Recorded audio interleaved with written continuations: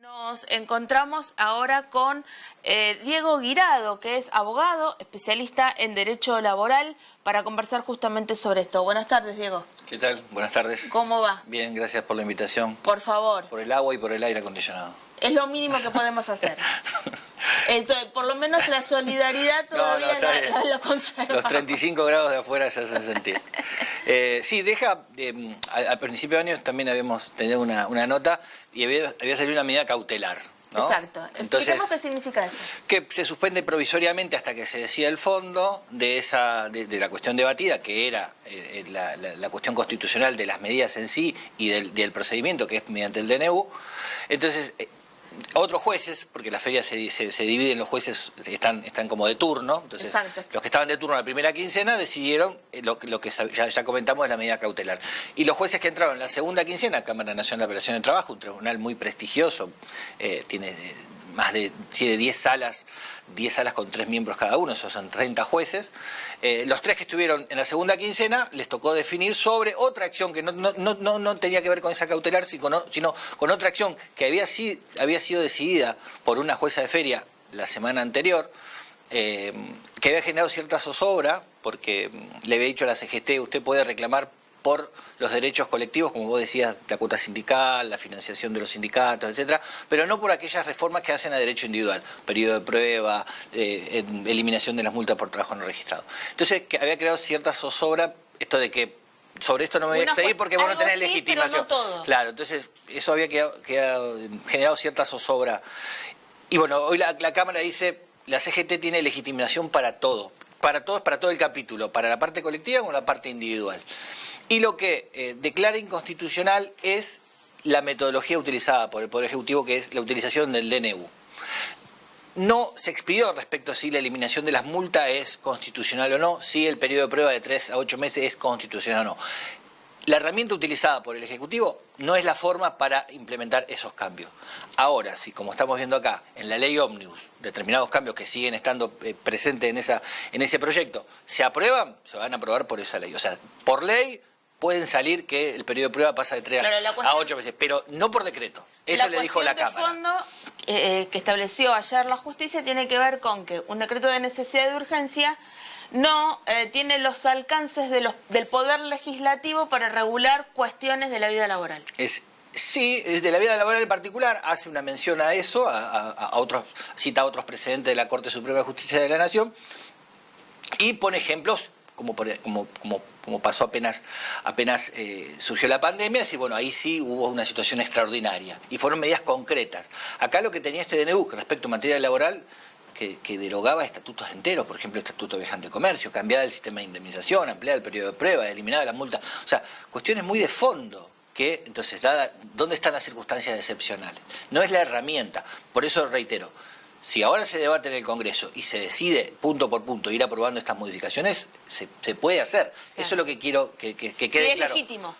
Va a ser legítimo si se aprueba por una ley. Ahora, después si esa ley se aplica y se resulta inconstitucional dentro de 5 años es otro tema, como pasa muchas veces. La información que llegaba ayer a la tarde en relación con esto es que la última palabra ahora la tiene la Corte Suprema de Justicia de la Nación, ¿es así? Sí, primero porque esta sentencia es apelable ante la Corte por recurso extraordinario, y además porque hay otras causas, por ejemplo, una causa decidida en primera instancia, que la parte actora era la Federación de Viajantes de Comercio, a la cual le eliminaron de cuajo su estatuto, como si yo te digo, se elimina el estatuto del periodista, se elimina el estatuto de los obreros de la construcción, son estatutos particulares que van paralelo a la ley de contrato de trabajo.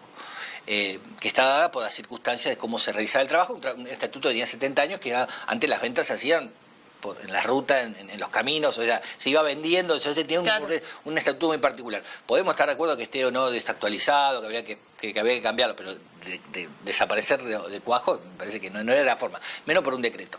Entonces, esa Federación de Viajantes de Comercio en primera instancia habían también logrado la suspensión de la aplicación del CDNU, y ahí el gobierno fue por una cuestión técnica, per saltum, o sea, salteando a la segunda instancia y yendo directo a la Corte, que eso sí lo va a tener que definir la Corte, como así también va a tener que definir el planteo que hizo la provincia de La Rioja. O sea, esto va a estar definiéndose, es la última palabra en materia jurídica, por parte de la Corte Suprema de Justicia de la Nación. pero no en estos tiempos. O sea, puede decidir tomarlo dentro del 1 de febrero, como el 1 de marzo, como a fin de año. Eso la Corte no está obligada a tomarlo inmediatamente. ¿Es posible que se suceda una catarata de presentaciones ante la justicia, ante esta suerte de avasallamiento de derechos laborales?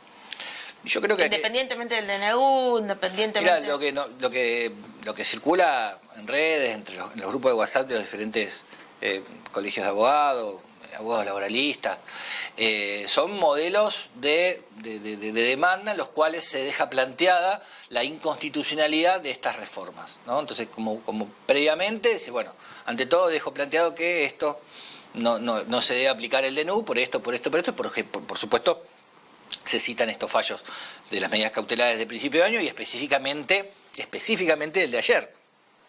Se deja planteado. Después, si entre la vigencia del 29 de diciembre del año pasado, del DNU, hasta que fue suspendido cautelarmente, que fue el 3 y el 4 de enero, alguien pretendió aplicar esa cláusula, se definirá cuándo eso se porque ahí se genera también una suerte de vacío. Con un DNU que entró en vigencia. Primero, cuando entraba en vigencia, eso claro, del 20 al 29, que fue el 29 de diciembre, sí, efectivamente.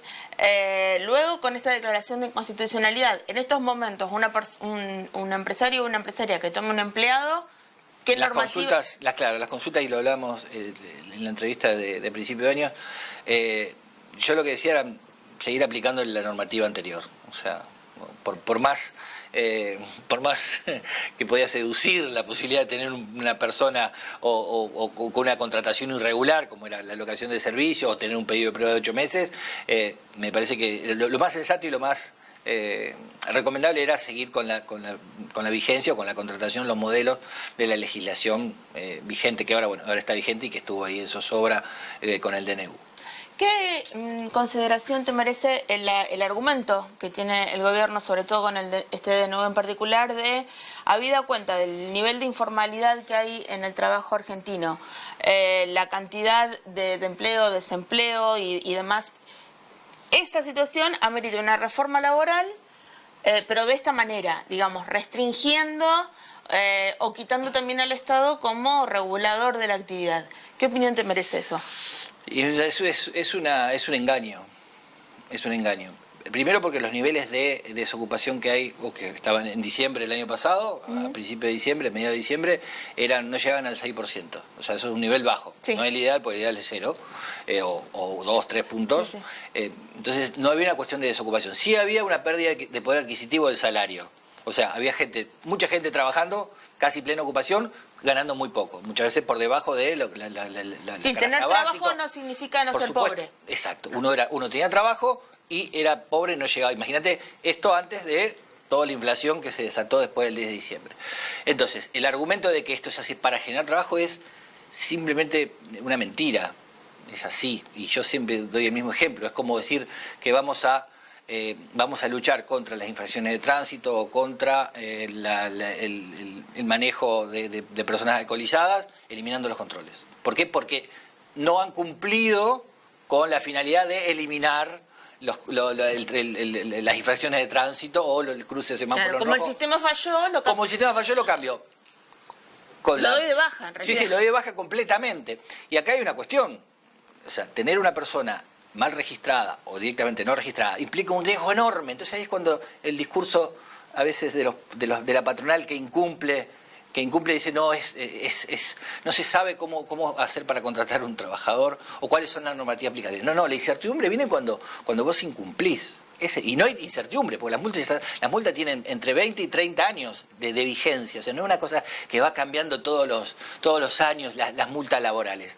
Entonces, vos querés tener certeza, registrás. Si el negocio no te da para registrar, entonces no podés tener un empleado. Es así. Entonces, si vos tenés un kiosco y lo tenés abierto 8 horas porque lo trabajás vos, perfecto. Ahora lo querés tener abierto de noche, vas a tener que contratar otro turno de otra personal. Ahora, si vos durante la noche no vendés, la culpa no la tiene el trabajador. Entonces el trabajador le pago menos, lo tengo no registrado. ¿Por qué? Porque no me da el negocio. Y decís, no, pero la culpa es de la normativa laboral. La culpa es que vos no vendés. Y ahí el Estado, la provincia, las condiciones de inseguridad, todo lo que vos quieras. Pero no de la normativa que vos ya la conocés al momento de decidir voy a contratar a una persona. Te planteo la situación desde el otro lado de la otra cara de la moneda, digamos. Sí. ¿Cuál sería la situación más favorable para que también el empresariado contrate empleados en blanco? La actividad productiva. La actividad productiva. No es cambiando leyes laborales. Hay algunas cosas que se pueden flexibilizar, se puede discutir el periodo de prueba, se puede discutir la simplificación para contratar, se puede discutir la simplificación para emitir los certificados de trabajo cuando finaliza, se puede discutir. O sea, nos podemos sentar a hablar, pero no desde la desprotección absoluta al trabajador para que no esté registrado. Esta normativa que ahora está suspendida, está declarada inconstitucional, establecía que todo aquel locador de servicio destruía la presunción de que había una existencia de relación laboral. Por ejemplo, un monotributista. Un monotributista, imagínate, una clínica que tiene contratado tiene en blanco a 2 personas y tiene 80 monotributistas. Sí. No, o sea, esos son monotributistas, el médico pediatra, el médico, el especialista. Claro. O sea, hay relación de dependencia. O sea, yo puedo tener una relación de monotributo con el canal porque lo asesoro una vez por semana o una vez por mes. ¿Se entiende? Sí, con un profesional. Ahora, si yo estaría acá todo el tiempo cumpliendo horario, o sea, ¿dónde está? Por más que yo te lo facture y por más que yo sea profesional y por más que yo no tenga una dependencia económica. Pero esta ley, decía, automáticamente quedaba eliminada esa presunción de que si yo te facturo hay una relación. Que en la mayoría de los casos se usa para encubrir, que en realidad no estás encubriendo una relación laboral, la estás dejando en evidencia, porque vos ya estás acreditando que ahí tenés una vinculación. El sistema dice, bueno, si se acredita que existe esta vinculación, el que tiene que probar que no es laboral es el empleador. Si no, se presume que es laboral. Así es hoy como está vigente. Diego, muchísimas gracias. Gracias a ustedes.